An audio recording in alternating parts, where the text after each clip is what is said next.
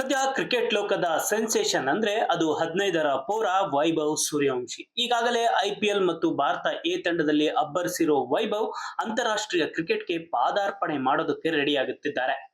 Ireland ವಿರುದ್ಧದ T20 ಸರಣಿ ಮೂಲಕ ಟೀಂ ಇಂಡಿಯಾಗೆ ಪಾದಾರ್ಪಣೆ ಮಾಡುವ ಅತಿ ಕಿರಿಯ ಯುವಕ ಅನ್ನೋ ದಾಖಲೆಯನ್ನ ವೈಭವ್ ಸೂರ್ಯವಂಶ ಬರೆಯೋದಕ್ಕೆ ಸಜ್ಜಾಗುತ್ತಿದ್ದಾರೆ. ಹೀಗಿರುವಾಗ ಇದೀಗ ವೈಭವ್ ಸೂರ್ಯವಂಶಿಗೆ ಭಾರತಕ್ಕೆ ಮೊದಲ ವಿಶ್ವಕಪ್ ತಂದುಕೊಟ್ಟ ನಾಯಕ ಕಪಿಲ್ ದೇವ್ ಒಂದಿಷ್ಟು ಕಿವಿ ಮಾತುಗಳನ್ನ ಹೇಳಿದ್ದಾರೆ. ಅಂತಾರಾಷ್ಟ್ರೀಯ ಕ್ರಿಕೆಟ್ನಲ್ಲಿ ವಿಶೇಷ ದಾಖಲೆ ಬರೆಯಲು ಸಜ್ಜಾಗಿರೋ ವೈಭವ್ ಸೂರ್ಯವಂಶಿ ಮೇಲೆ ಅತಿಯಾದ ನಿರೀಕ್ಷೆಗಳನ್ನು ಹೇರಬೇಡಿ ಎಂದು ಟೀಂ ಇಂಡಿಯಾ ಮಾಜಿ ನಾಯಕ ಕಪಿಲ್ ದೇವ್ ಮನವಿ ಮಾಡಿದ್ದಾರೆ. ವೈಭವ್ ಸೂರ್ಯವಂಶಿ ಅವರಲ್ಲಿ ಅಮೋಘ ಪ್ರತಿಭೆ ಇದೆ ಅನ್ನೋದ್ರಲ್ಲಿ ಯಾವುದೇ ಅನುಮಾನವಿಲ್ಲ. ಆದರೆ ಕ್ರಿಕೆಟ್ನಲ್ಲಿ ದೀರ್ಘಕಾಲ ಉಳಿಯುವುದು ಕೇವಲ ಆರಂಭಿಕ ಫಾರ್ಮ್ ಮೇಲೆ ನಿರ್ಧಾರವಾಗುವುದಿಲ್ಲ. ವೈಭವ್ಗೆ ಈಗ ಕೇವಲ 15 ವರ್ಷ. ಅವರಿಗೆ ಇನ್ನು ಸಾಕಷ್ಟು ಸಮಯವಿದೆ. ಅವರು 20ರಿಂದ 22 ವರ್ಷಕ್ಕೆ ತಲುಪಿದ ನಂತರ ಅವರ ಆಟದ ಬಗ್ಗೆ ನಾವು ಒಂದು ನಿರ್ಧಾರಕ್ಕೆ ಬರಬಹುದು ಎಂದು ಕಪಿಲ್ ದೇವ್ ಹೇಳಿಕೊಂಡಿದ್ದಾರೆ.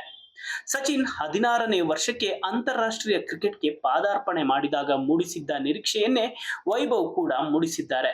ಆದರೆ ಸಚಿನ್ ರೀತಿಯಲ್ಲಿ ದೀರ್ಘಾವಧಿ ತಂಡಕ್ಕಾಗಿ ಆಡಲು ವೈಭವ್ಗೆ ಸೂಕ್ತ ಸಮಯ ಮತ್ತು ಅದೇ ರೀತಿಯ ವಾತಾವರಣವನ್ನು ನೀಡುವುದು ಅಗತ್ಯವಾಗಿರುತ್ತದೆ.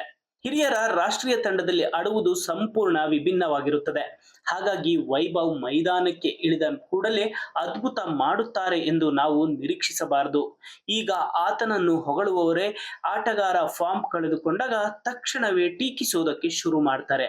ಈ ರೀತಿಯ ಹೈಪ್ಗಳಿಂದ ವೈಭವ್ ಸೂರ್ಯವಂಶಿಯನ್ನ ದೂರ ಇಡುವುದು ಉತ್ತಮ. ಅಂತಾರಾಷ್ಟ್ರೀಯ ಕ್ರಿಕೆಟ್ನಲ್ಲಿ ಯಶಸ್ವಿಯಾಗಲು ಕೇವಲ ಪ್ರತಿಭೆಯಷ್ಟೇ ಸಾಲದು. ಹಿರಿಯ ಆಟಗಾರರೊಂದಿಗೆ ಡ್ರೆಸ್ಸಿಂಗ್ ರೂಮ್ ಹಂಚಿಕೊಳ್ಳುವಾಗ ನಡೆದುಕೊಳ್ಳುವ ರೀತಿ, ಶಿಸ್ತು ಮತ್ತು ದೈಹಿಕ ಸಾಮರ್ಥ್ಯವನ್ನು ಕಾಯ್ದುಕೊಳ್ಳುವುದು ಅತ್ಯಂತ ಮುಖ್ಯವಾಗಿರುತ್ತದೆ. ಇಂತಹ ಅಪರೂಪದ ಪ್ರತಿಭೆಯನ್ನು ಅತಿಯಾದ ಪ್ರಚಾರ ಮತ್ತು ಒತ್ತಡದಿಂದ ರಕ್ಷಿಸಿ. ಅವರನ್ನು ನ್ಯಾಚುರಲ್ ಆಗಿ ಬೆಳೆಯಲು ಬಿಡುವುದೇ ಭಾರತೀಯ ಕ್ರಿಕೆಟ್ಗೆ ಒಳ್ಳೆಯದು ಎಂದು ಕಪಿಲ್ ದೇವ್ ತಮ್ಮ ಅಭಿಪ್ರಾಯವನ್ನ ಹಂಚಿಕೊಂಡಿದ್ದಾರೆ. ಹಾಗಾದ್ರೆ ನಿಮ್ಮ ಪ್ರಕಾರ ಕಪಿಲ್ ದೇವ್ ಹೇಳಿದ ರೀತಿಯಲ್ಲಿ ವೈಭವ್ ಸೂರ್ಯವಂಶಿಯ ಮೇಲೆ ಅತಿಯಾದ ನಿರೀಕ್ಷೆಗಳನ್ನ ಅಭಿಮಾನಿಗಳು ಇಟ್ಕೊಂಡಿದ್ದಾರಾ? ಅವರ ಮೇಲೆ ಅತಿಯಾದ ನಿರೀಕ್ಷೆ ಇಟ್ಕೊಂಡಿರೋದ್ರಿಂದಾಗಿ ವೈಭವ್ ಸೂರ್ಯವಂಶಿಗೆ ಇದು ಒತ್ತಡವಾಗಿ ರೂಪುಗೊಳ್ಳುತ್ತಾ? ನಿಮ್ಮ ಅನಿಸಿಕೆ ಅಭಿಪ್ರಾಯವೇನಾಗಿರುತ್ತೆ? ಕಮೆಂಟ್ ಮಾಡಿ ತಿಳಿಸಿ.